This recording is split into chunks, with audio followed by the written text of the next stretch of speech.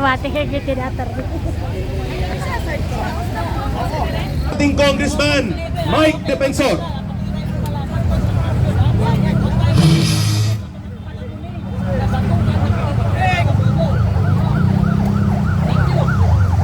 Ating mga kasama, mabuhay ang Pilipinas! Mabuhay! Una po sa lahat, nais kong magpasalamat sa inyong lahat sa pagsasakripisyo ngayong hapon para tayo magsama-sama, magkita-kita at ipahiwatig ang damdamin ng sambayanang Pilipino. Noong isang linggo, impeach BBM! Ngayon, patuloy ang panawagan na BBM resign! BBM resign! BBM resign! BBM resign! Marcos resign! Marcos resign! Marcos resign! Marcos resign! Marcos resign!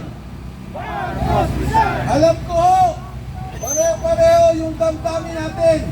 Ang nakikita natin sa ating bansa, kaya tayo'y magkakasama ngayong hapon. Ngunit hindi pa tapos ang laban. Huwag tayong manghina.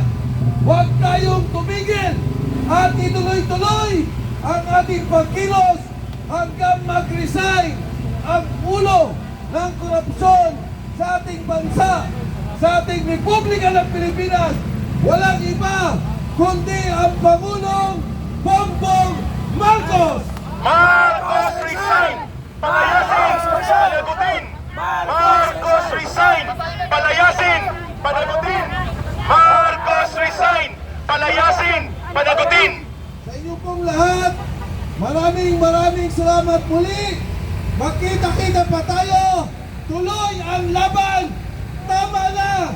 Wakasan na. Marcos resign! Marcos resign! Marcos resign! Marcos resign!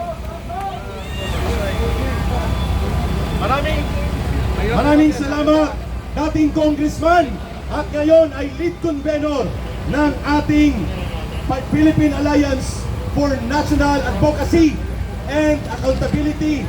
At ngayon ang magsasalita, katipunan ng mamamayang Pilipino, National Convenor, Kampilan, si dating congressman Jing Paras. Mga kababayan, kayo'y mga sumali dito ng ating pagpakita, pagkakaisa, pagsuporta ng ating sinusulong na magdimanda na bumaba si Marcos sa kanyang pwesto. Ay kaming buong taos-pusong nagpapasalamat sa inyo lahat. Pero may panawagan po tayo mga kababayan na base sa ating saligang batas. Alam natin na malubha na ang sakit ni Marcos. So, ang ating saligang batas nagsasabi na dapat sabihin sa taong bayan kung ano ang status ng kalagayan ng health ni Marcos. Kasi maraming kwento na terminal na lang daw ang kanyang sakit. Kaya nananawagan tayo at ipatuloy natin ang laban natin.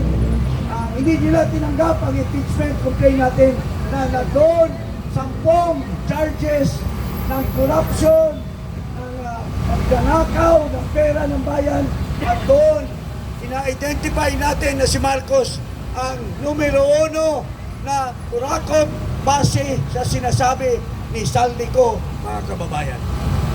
So, hindi ko na habaan pa ang aking pakikipag-usap sa inyo. Thank you for joining us this afternoon. Mabuhay po ang Pilipino. Ipagpatuloy natin ang laban para wakasan ang kabulastugan na ginagawa ng liderato ng ating bansa, mga kababayan.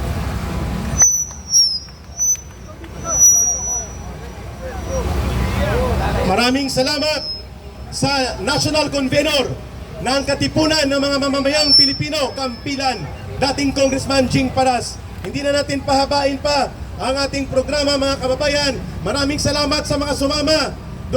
Duterte Riders Team Philippines, Duterte Riders Support Group, at lahat ng mga sumama pa. At nandito rin ang grupo ng buong mga iba't ibang organisasyon sa ilalim po ng Philippine Alliance for National Accountability. Sa panghuli po, samahan nyo, at siyempre ang Muslim Alliance of the Philippines at iba pang mga grupo. Hindi ko na po isa-isain. Pwede po ba nating itaas ang ating kamao bago tayo magalisan sa lugar na ito bilang panimula ng ating panibagong sigla? Kay sarap mabuhay sa sariling bayan, kung walang alipin at may kalayaan, ang bayang sinisil bukas ay babangon din. Ang silangay pupula sa timyas ng paglaya. Samahan nyo lahat. Ibon man may layang lumipad, kulungin mo at pumipiglas.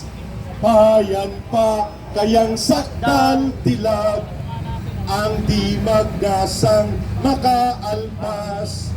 Pilipinas kong minumutya, pugad ng luha at dalita, ating agita, makita kang sakdal laya.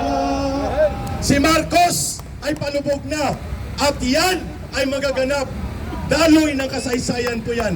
Siya na mangyayari yan. Mabuhay po tayong lahat at abangan ang susunod na mga pagkilos. Maraming salamat. Mag-ingat sa pag-uwi natin.